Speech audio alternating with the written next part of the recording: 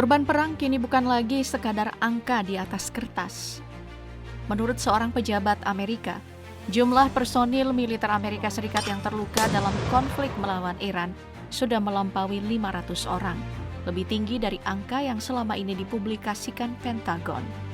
Di saat yang sama, Laut Merah kembali memanas setelah kelompok Houthi di Yaman mengklaim menyerang sebuah kapal tanker Saudi dan menyatakan akan meningkatkan tekanan terhadap jalur pelayaran sebagai bagian dari respon mereka. Artinya, konflik ini tidak lagi terbatas pada Iran dan Amerika saja.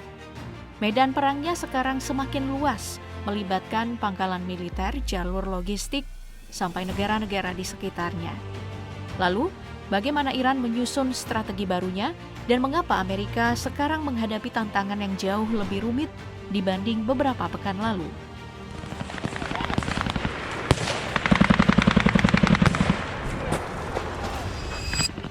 Kalau di fase awal, konflik Iran menyerang banyak pangkalan Amerika secara bersamaan. Sekarang kalau kita perhatikan, polanya mulai berubah.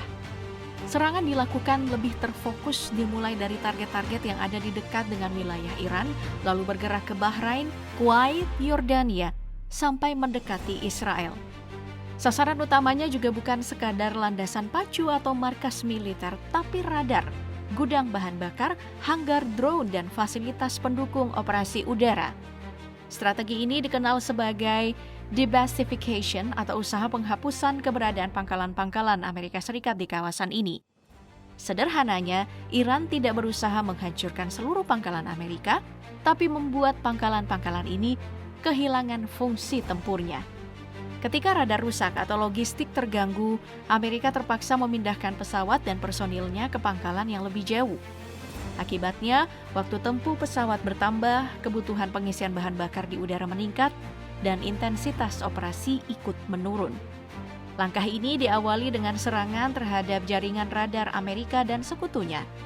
Analisis citra satelit menunjukkan sedikitnya 10 lokasi radar dilaporkan jadi sasaran, termasuk sistem AN/TPY-2 pendukung THAAD di beberapa negara Teluk, serta fasilitas radar di Bahrain. Bagi Iran, radar adalah mata pertahanan udara. Jika mata ini terganggu, kemampuan mendeteksi dan mencegat rudal ikut melemah. Tapi sasaran Iran tidak berhenti pada radar.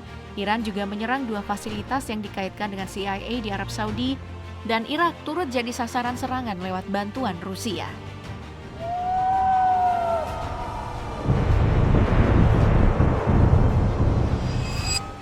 Strategi yang dibahas tadi tampaknya langsung diterapkan dalam gelombang serangan terbaru Iran.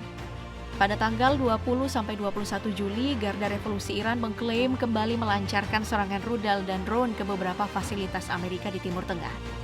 Kali ini sasaran mereka bukanlah sekadar pangkalan militer, tetapi juga sistem yang menopang operasi udara dan jaringan komando Amerika di kawasan. Menurut klaim Iran, sedikitnya 10 radar kembali menjadi target, termasuk radar jarak jauh AN/FPS-117.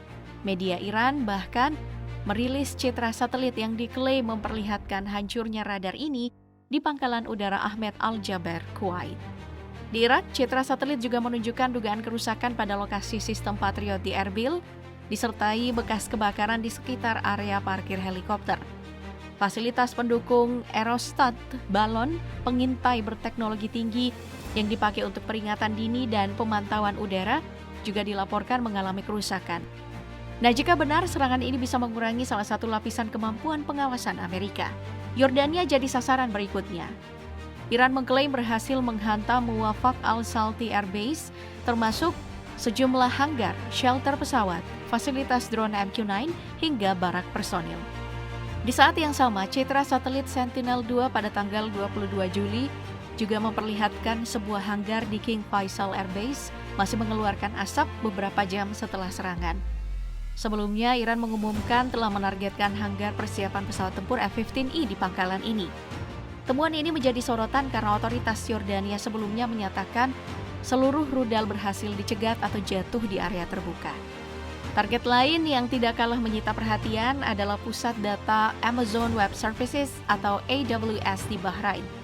Menurut media pemerintah Iran, fasilitas ini dihantam rudal jelajah karena dianggap mendukung operasi militer dan intelijen. Ini bukan pertama kalinya fasilitas ini jadi sasaran. Di gelombang serangan sebelumnya, Iran juga mengklaim telah menghantam infrastruktur AWS di Bahrain dan Uni Emirat Arab. Serangan ini jadi bagian dari gelombang ke-25 Operasi Nasr II. Dalam rekaman yang dipublikasikan media Iran, sebuah rudal terlihat membawa pesan yang bertuliskan, "Selama kalian terus mengganggu keamanan rakyat Iran, tidak seorang pun dari kalian akan merasa aman. Kalian akan mengetahuinya dalam beberapa menit."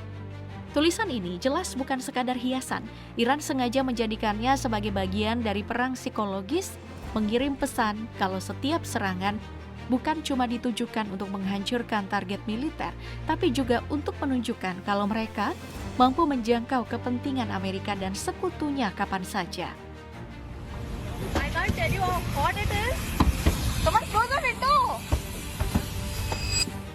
Iran terus meningkatkan tekanan, tapi Amerika juga tidak mengendurkan operasinya. Di malam ke-11 sejak serangan kembali dimulai, CENTCOM mengumumkan telah menyerang sejumlah pusat operasi militer Iran, fasilitas maritim, hanggar pesawat, gudang drone, sampai infrastruktur logistik.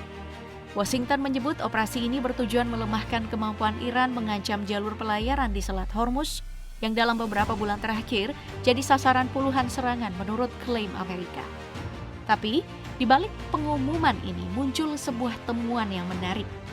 Rekaman yang dirilis CENTCOM dianalisis oleh sejumlah pengamat dan lokasi serangannya berhasil diidentifikasi berada di area militer Bandara Bushehr. Yang jadi sorotan, objek yang dihantam diduga cuma badan bom kosong yang sudah berada di lokasi ini selama bertahun-tahun. Jika analisis ini benar, ada kemungkinan sebagian serangan Amerika justru mengenai target yang sudah tidak punya nilai operasional atau bahkan sengaja dijadikan umpan untuk menghabiskan amunisi presisi lawan. Operasi pun berlanjut pada malam ke-12. CENTCOM kembali merilis rekaman serangan yang diklaim menghantam fasilitas rudal dan drone, kemampuan maritim, lokasi pengawasan pantai, serta sistem pertahanan udara Iran. Di saat yang sama beredar laporan kalau militer Amerika juga menggunakan rudal balistik presisi yang ditembakkan dari sistem HIMARS di Kuwait untuk menyerang pos perbatasan Shalamcheh di perbatasan Iran-Irak. Menurut laporan ini, salah satu rudal menghantam bangunan di dekat terminal penumpang dan menyebabkan 2 warga sipil tewas. Sementara itu, perang informasi juga semakin memanas. IRGC menuduh Pentagon menyembunyikan jumlah sebenarnya korban di pihak Amerika, khususnya setelah serangan terhadap pangkalan Amerika di Yordania. Sebaliknya, CENTCOM juga mengonfirmasi 2 tentara Amerika tewas dan 1 lainnya sempat dinyatakan hilang sebelum proses identifikasi korban dilanjutkan. Sementara itu, ada data kompilasi dari berbagai sumber yang menunjukkan korban perang terus bertambah. Jumlah korban tewas diperkirakan telah mencapai 9.000 hingga lebih dari 18.000 orang dari seluruh pihak yang terlibat. Tapi, karena sebagian besar angka masih berasal dari klaim yang saling bertentangan, jumlah pastinya hingga kini belum dapat dipastikan.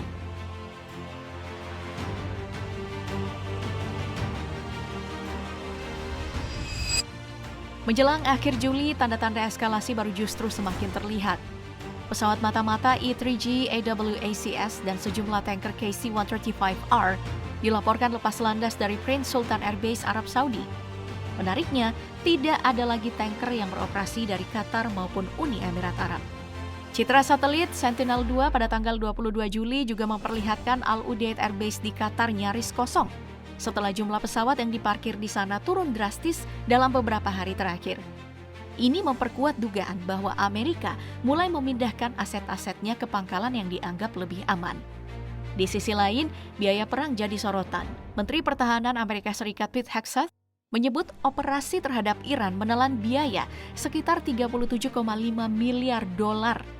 Tapi sejumlah analisis memperkirakan biaya sebenarnya bisa mendekati 100 miliar dolar jika dihitung bersama penggunaan ribuan rudal pencegat, rudal jelajah, serta kerugian radar dan pesawat.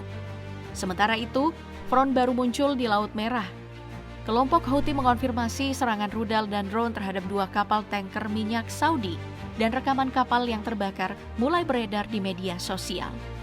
Iran juga mengeluarkan peringatan keras setelah muncul ancaman serangan terhadap fasilitas nuklirnya. Teheran menyatakan kalau serangan ke lokasi sensitif akan dianggap sebagai perluasan perang regional dan akan dibalas dengan serangan yang lebih kuat terhadap kepentingan Amerika dan sekutunya. Di saat yang sama muncul laporan dari tokoh politik dan analis Iran soal kemungkinan operasi darat ke Kuwait untuk merebut pangkalan-pangkalan Amerika. Belum ada tanda persiapan militer yang mengonfirmasi skenario ini, tapi wacana ini menunjukkan kalau ancaman perang kini tidak lagi terbatas pada serangan udara dan rudal semata.